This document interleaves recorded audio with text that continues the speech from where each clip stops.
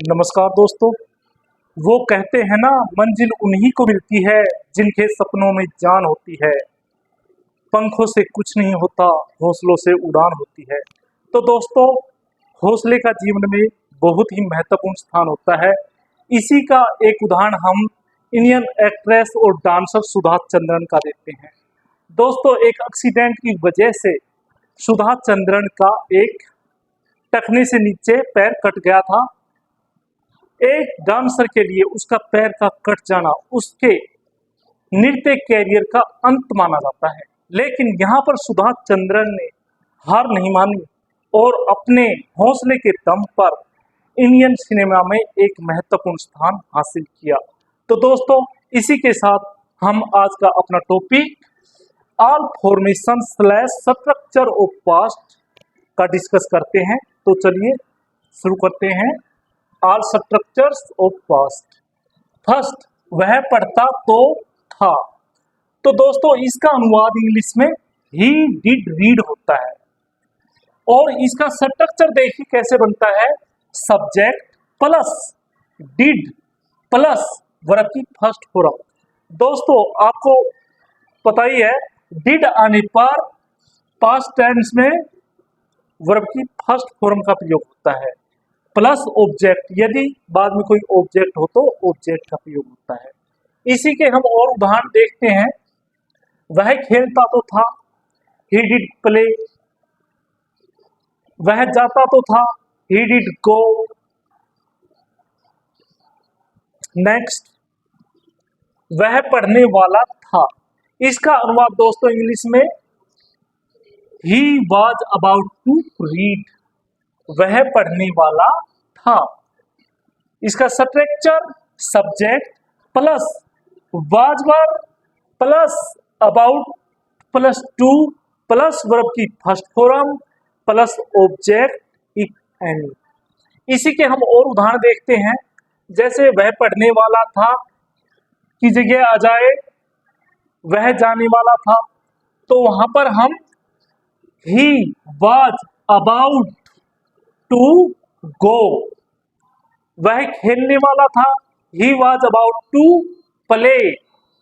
अगर यहीं पर हिंदी का प्रयोग हो तो दोस्तों हम वॉज वर्ब की जगह इज एम आर का प्रयोग करते हैं। नेक्स्ट, वह पढ़ता रहता था। तो दोस्तों यहाँ पर ये पढ़ता रहता था एक कंटिन्यूटी को दर्शाता है। तो इसका हम इंग्लिश में अनुवाद करेंगे, he kept slash kept on reading. Friends, here kept and kept on are quite similar in meaning। यहाँ पर kept और kept और अर्थ में दोनों बिल्कुल समान ही होते हैं। both can be used interchangeably। दोनों को एक दूसरे के स्थान पर प्रयोग किया जाता है। there is slightly difference between kept and kept on। और वो स्लाइट डिफरेंस क्या है दोस्तों? स्लाइट डिफरेंस ये होता है जहां पर हम इनफॉर्मल होते हैं। इनफॉर्मल हम दोस्तों कहां पर होते हैं? फ्रेंड्स के बीच होते हैं, या हाँ हमारी किसी से घनिष्ठ जान पहचान होती है, वहां पर हम इनफॉर्मल होते हैं। लेकिन अगर हम ऑफिस में जाते हैं या कहीं जैसे किसी को पढ़ा रहे हैं, स्टूडेंट के बीच में है या अध्यापकों के बीच में है, वहां पर हम दोस्तों फॉर्मल होते हैं। तो इनफॉर्मली हम कैप्ट का प्रयोग करते हैं और फॉर्मली कैप्ट ऑन का प्रयोग करते हैं। लेकिन इनमें डिफरेंस कुछ नहीं है ज्यादा, बस फॉर्मल इनफॉर्मल का डिफरेंस होता है। तो इसी तरह के हम और वाक्य देखते हैं दोस्तों। वह पढ़ता रहता था की जगह जैसे वह खेलता रहता था, ही केप्ट प्लेइंग या केप्ट ऑन प्लेइंग। वह जाता रहता था, ही केप्ट गोइंग।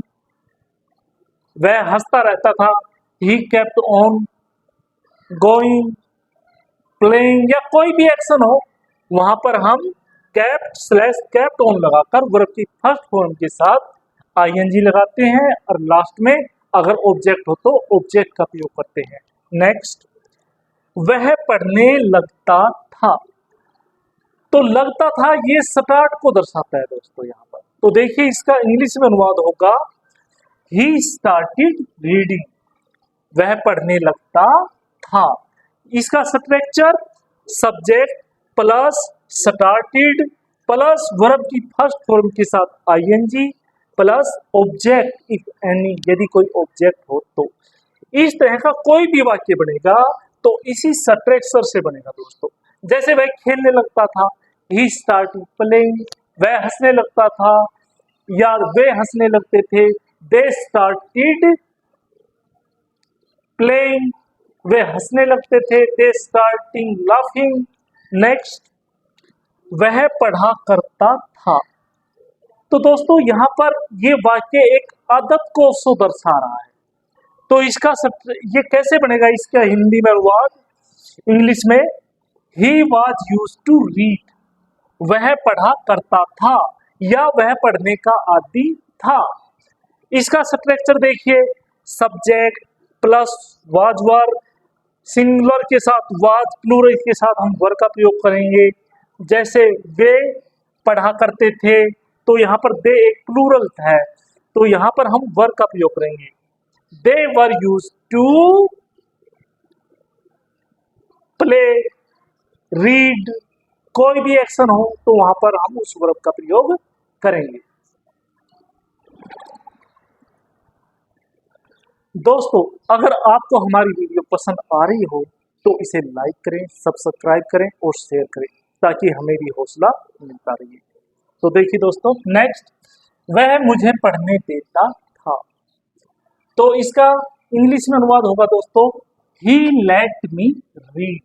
तो इसका स्ट्रक्चर कैसे बनेगा, यहाँ पर subject plus late plus object plus verb की फर्स्ट फॉर्म और लास्ट में फिर कोई ऑब्जेक्ट हो तो ऑब्जेक्ट का प्रयोग होता है। इसी तरह के हम, जैसे यहाँ पर अगर ऑब्जेक्ट पुस्तक आ जाए तो यहाँ पर जैसे वह मुझे पुस्तक पढ़ने देता था, ही लेट मी रीड बुक, वह मुझे जाने देता था, ही लेट मी गो, या तुम मुझे खेलने देते थे, यू लेट मी प्ले। तो इसी टाइप के जितने भी वाक्य बनेंगे दोस्तों तो इसी स्ट्रक्चर से बनेंगे। नेक्स्ट, उसे पढ़ना था। तो इसका इंग्लिश से अनुवाद होगा दोस्तों, ही वाज टू रीड, और इसका स्ट्रक्चर होगा subject plus was verb, singular के साथ वाज और प्लूरल के साथ verb, plus to plus verb की first form plus object if any, यदि कोई ऑब्जेक्ट हो तो हम ऑब्जेक्ट का प्रयोग करेंगे। इसी तरह के जैसे उसे जाना था, ही वाज टू, यहाँ पर वर्ब गो आ जाएगी, पढ़ना था तो रीड आ गया, खेलना था तो टू प्ले आ जाएगा। इसी तरह से वाक्य बनेंगे। नेक्स्ट, वह पढ़ता था। ये चार वाक्य हमने दोस्तों यहाँ पर टेंस, पास्ट टेंस के हिसाब से दिए हैं। हमने डिटेल में पिछले वीडियो में टेंस डिटेल में पढ़ा रखे हैं, जिन्हें आप देख सकते हैं और वहां पर सीख सकते हैं। तो यहाँ पर देखिए इसका स्ट्रक्चर, वह पढ़ाता था, इंग्लिश में इसका अनुवाद होगा ही रीड, ही रेड। रीड की दोस्तों तीनों फॉर्म एक बराबर होती है, स्पेलिंग बराबर होती है, लेकिन बोलने का प्रोनाउंसिएशन अलग अलग हो सकता है। जैसे स्पेलिंग रीड ही होती है और प्रोनाउंसिएशन हम करेंगे रीड, रेड, रेड। नेक्स्ट, वह पढ़ रहा था। तो इसका इंग्लिश में अनुवाद करेंगे ही वाज रीडिंग। तो इसका स्ट्रक्चर दोस्तों, subject plus was verb, was singular person के साथ, वर्ब प्लूरल पर्सन के साथ होता है दोस्तों, प्लस वर्ब की फर्स्ट फॉर्म के साथ ING plus object if any, यदि कोई ऑब्जेक्ट हो तो ऑब्जेक्ट का प्रयोग करते हैं। नेक्स्ट, वह पढ़ लिया स्लैश चुका था। तो दोस्तों यहाँ पर किसी एक्शन के कंप्लीशन का भाव प्रकट होता है। जैसे यहाँ इसका इंग्लिश में अनुवाद होगा ही हैड रेड, वह पढ़ चुका था या पढ़ लिया था। तो इसका स्ट्रक्चर है दोस्तों, subject plus had plus verb की third form plus object if any, यदि कोई ऑब्जेक्ट हो तो ऑब्जेक्ट। नेक्स्ट, वह पढ़ता आ रहा था। दोस्तों, ये भूतकाल में किसी लंबे समय से चलते हुए कार्य का बोध कराता है। जैसे कोई कार्य भूतकाल में लंबे समय से चला आ रहा था और भूतकाल में और चल रहा था। जैसे वह पढ़ता आ रहा था, तो इसका इंग्लिश में ट्रांसलेशन होगा ही हैड बीन रीडिंग। वह पढ़ता आ रहा था। इस टेंस में दोस्तों हम सिंस और फॉर का भी प्रयोग करते हैं। सिंस पॉइंट ऑफ टाइम के लिए प्रयोग होता है और फॉर पीरियड ऑफ टाइम के लिए प्रयोग होता है। तो इसका स्ट्रक्चर दोस्तों होता है subject plus had plus be plus verb की फर्स्ट फॉर्म के साथ आईएनजी। तो दोस्तों, यहीं पर हमारा ये टॉपिक समाप्त होता है। हम समझते हैं आपको यहाँ पर पास्ट के सभी स्ट्रक्चर समझ में आ गए होंगे। अगर दोस्तों आपको हमारी ये वीडियो पसंद आई है तो इसे लाइक, सब्सक्राइब और शेयर करें। धन्यवाद दोस्तों।